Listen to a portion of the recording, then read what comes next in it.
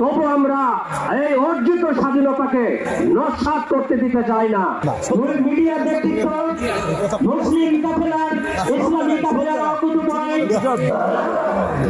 জনাব মুফতি আমির হামজা ভাই, আমি মুফতি আমির হামজা ভাইকে আলোচনা পেশ করার জন্য সবিনয় অনুরোধ জানাচ্ছি। মাধ্যমে নির্বাচিত একটা জনপ্রতিনিধির হাতে দেশটা তুলে দিন, তাহলে ওই জালেমদের সব নড়াচড়া বন্ধ হয়ে যাবে। এখনো যেগুলো হচ্ছে, অনেকে এখনো আশায় আছে, না আমার আপা আসতেছে। কিসের আপা?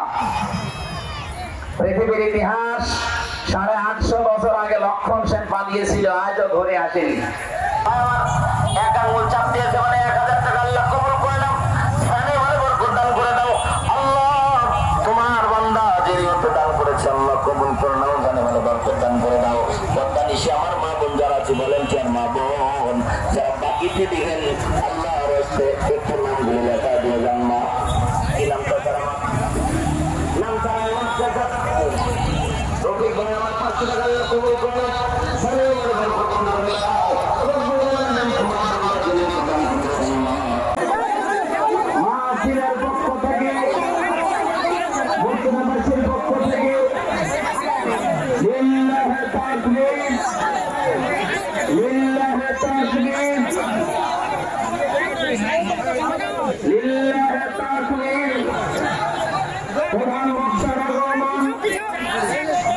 মাহফিলের পক্ষ থেকে মুফতি আমির হামজা আগমন, মুফতি আমির হামজা আগমন।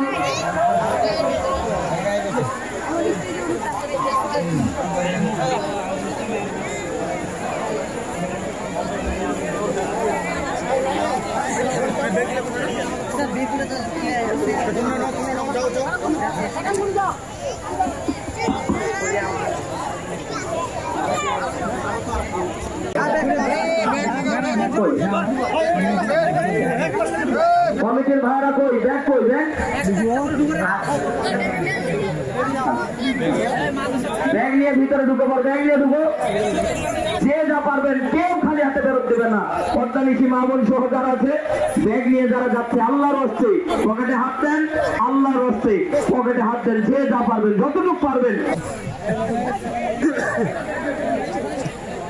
আমি মিত্তাল উলুম কওমি মাদ্রাসা সম্মানিত হাফেজ সাহেব, আপনি হিফজ ছাত্রকে এবং পাগড়ি সহ অতি দ্রুত এখানে হাজির করুন।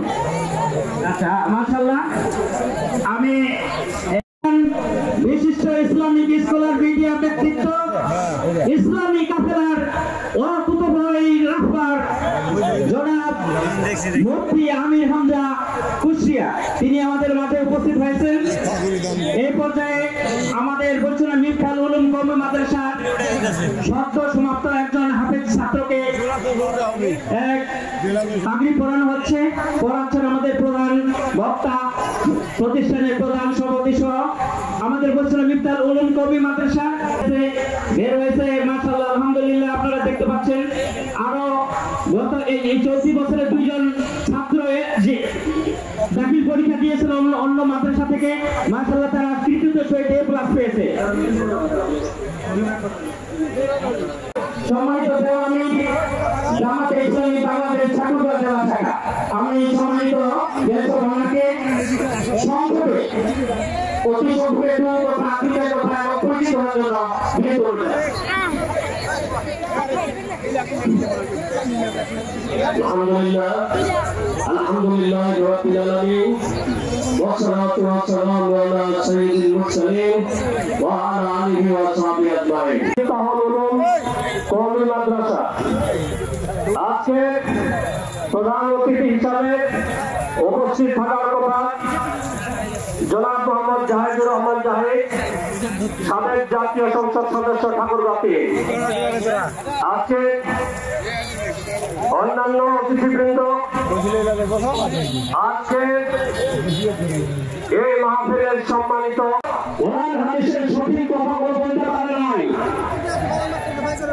সিরাত মাহফিল, ওয়াজ মাহফিল, উন্নতি যখন প্রশাসনের কাছে আমরা নিতে যেতাম, তখন ওরা বক্তার তালিকা দেখতেন, পছন্দ হলে নেতা তারা বেড়ে উঠে গিয়ে বক্তাকে মারার জন্য, লাঞ্ছিত করার জন্য। আপনাদেরকে বলতে চাই, আমি একজন জেলা আমির হিসেবে বলছি, ঠাকুরগাঁও বিগত 15-16 বছরে আমাদের উপরে 111টি মিথ্যা মামলা দায়ের করা হয়েছিল, যে মামলাগুলোর সত্যের পর্যন্ত ছিল না।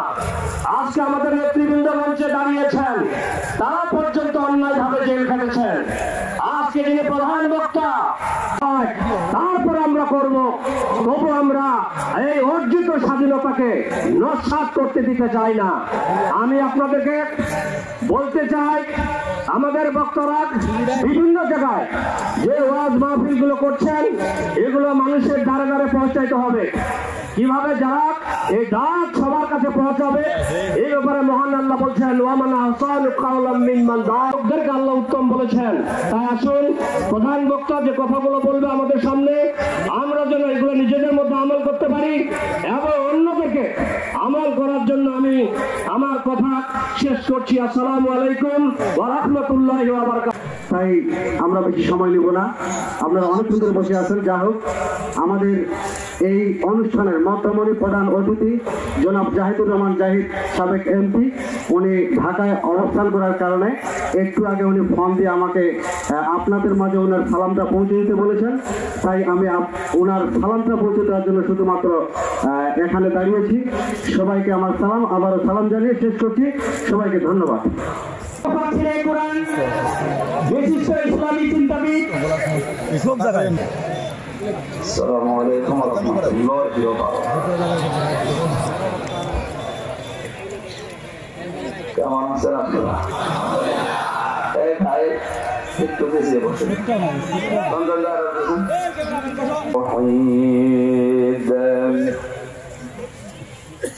আউযু বিল্লাহি মিনাশ শাইতানির রাজিম। বিসমিল্লাহির রহমানির রহিম। বিশেষ অতিথি হিসেবে উপস্থিত আছেন বাংলাদেশ জামাত ইসলামী ঠাকুরগাঁও জেলা শাখার সম্মানিত জেলা আমির, ইসলামী চিন্তাবিদ, শিক্ষাবিদ অধ্যাপক বেলাল উদ্দিন প্রধান, দামাত বারকাতুহুল আলিয়া।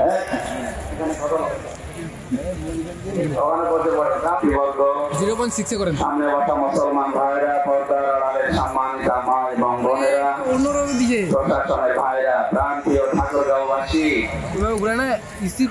আল্লাহর দরবারে শুকরিয়া জানাচ্ছি, যিনি একটা জগৎ থেকে নামিয়ে দিয়েছেন। আল্লাযী আনকাযা যাহরা ওয়া রাফা'না লাকা যিকরা। আমি কি আপনার রক্ত উন্মুক্ত করিনি? আমি কি আপনার পিঠের উপর থেকে বোঝা নামিয়ে দেয়নি? তার মানে 1000 বছর আগে আর মানুষকে কথা বলার শক্তি আমি দিয়েছি। এই কথা বলার শক্তি যারা কেড়ে নিয়েছিল, আল্লাহ রাব্বুল আলামিন তাদের এখন সব কিছু কেড়ে নিয়েছে। আন্তর্জাতিক অপরাধ ট্রাইব্যুনাল বানিয়ে বহু মানুষকে বিনা কারণে আপনি দুনিয়া থেকে বিদায় করেছেন। আজকে দেখতে পাচ্ছেন সেই ট্রাইব্যুনালে গণহত্যার দায়ে অন্তত 13 জন আসামি হাজির করা হয়েছে। আসলটা তো পালিয়ে আছে, ইন্টারপোলের মাধ্যমে সংগ্রাম নিয়ে আসার চেষ্টা আছে। ডক্টর ইউনূস কালকে ঘোষণা দিয়েছে, যেভাবে হোক আমরা ফিরিয়ে নিয়ে আসবো। মানুষ নির্বাচিত হয়, ওর নাম নির্বাচন। এই নির্বাচন হয়নি, আপনি নির্বাচিত নয়। এই মিথ্যার জড়িয়ে আমাদের দেশের বদনাম যেন না করা হয়, কারণ বিশ্বের মানুষ ভাববে বাংলাদেশে যারা বাস করে এর মতো মনে হয় মিথ্যা কথা। আমি রমজানে ওমরায় ছিলাম, মদিনা থেকে একটা গাড়ি ভাড়া করলাম এক লোকের, মহালি আমার মদিনাতে স্থানীয় বাসিন্দা। বানিয়ে দিয়েছে কারণ জানেন তারা তাদের প্রতি সৃষ্টি জগতের একটা আলাদা ঘৃণা তৈরি করে। কে বলেন বলেন? এর বিপরীত যেটা আছে, মাশরুমের প্রতি আল্লাহ নিজে একটা মহব্বত তৈরি করে দেয় সৃষ্টি জগতের ভেতরে। ওনারা একজন দেখেন একটা লাঠি দিয়েছে, সম্মানিত ভাইরা, আপনি আর মিথ্যাবাদী প্রমাণ করবেন না। আপনার উপরে আমাদের এই দাবিটা আছে। কোন কথাই তো আল্লাহ বলেন, আমি নির্বাচিত করেছি তোমাদেরকে। নির্বাচিত করেন কে? কি পদ্ধতিতে নির্বাচন? বলেন মাধ্যমে নির্বাচিত একটা জনপ্রতিনিধির হাতে দেশটা তুলে দিন, তাহলে ওই জালেমদের সব নড়াচড়া বন্ধ হয়ে যাবে। এখনো যেগুলো হচ্ছে, অনেকে এখনো আশায় আছে, না আমার আপা আসতেছে। কিসের আপা? পৃথিবীর ইতিহাস 850 বছর আগে লক্ষণ সেন পালিয়েছিল, আজও ঘুরে আসেনি, কপ করে চলে গেছে। কথা বলছে দেখেন, এই জন্য যারা পালিয়ে যায় পৃথিবীর ইতিহাস এইটাই বলে, তারা আর কোনোদিন ফিরে আসে না। আসলে জনগণ পিটিয়ে মারবে কুকুরের মতো। কারণ মানুষের ভেতরে আল্লাহ ভয় তৈরি করে দেয়। যারা দ্বীনের পথে সত্যের সাক্ষ্য দিতে মানুষকে বাধা দেয়, এই মানুষগুলোকে আমার আল্লাহ ভয় ভয় এবং ভয় দিয়ে ঢেকে রাখে। খাদিজাতুল কুবরা রাদিয়াল্লাহু তাআলা আনহা তার স্বামীকে বলেছিলেন, স্বামী আবুল কাসেম, ভয় পায়, বোনের নাই, ছেলে মেয়ের নাই, যে কোনো আত্মীয় স্বজনের সম্পর্ক হয়তো নষ্ট হয়ে গেছে, এই জন্য আল্লাহ আপনার ভেতরে ভয় তৈরি করে দিয়েছেন। আমি শুধু পুলিশকে বলি না, সবাইকে বলছি, যার সাথে যার রক্তের সম্পর্ক আছে, এটা কিন্তু নফল না, এটা ফরজ। বিশ্বনবী বলেন, আল্লাহ সবকিছু তৈরি করার পর এই যে রেহেম, যেটা রক্তের সম্পর্ক, আত্মীয়তা, এটা আল্লাহর পা চেপে ধরেছিল। শরীর চলে না। সম্মানিত মা বোনেরা, আমি আপনাদেরকে ভালোবাসি, এই জন্য আপনারা যেই যেই জায়গায় ভুল করছেন ওইগুলো ধরিয়ে দিচ্ছি। আজ হাজারো স্বামী পরকীয়া প্রেমে লিপ্ত, তাহলে আপনার এই রেসপন্স পায় না, এই কারণে। আপনি মন থেকে বলেন তো, যার পেছনে আপনি ঘোরেন, ওর ভেতরে যান যে আপনার বর ভেতরে তাই নেই। 2 নম্বরে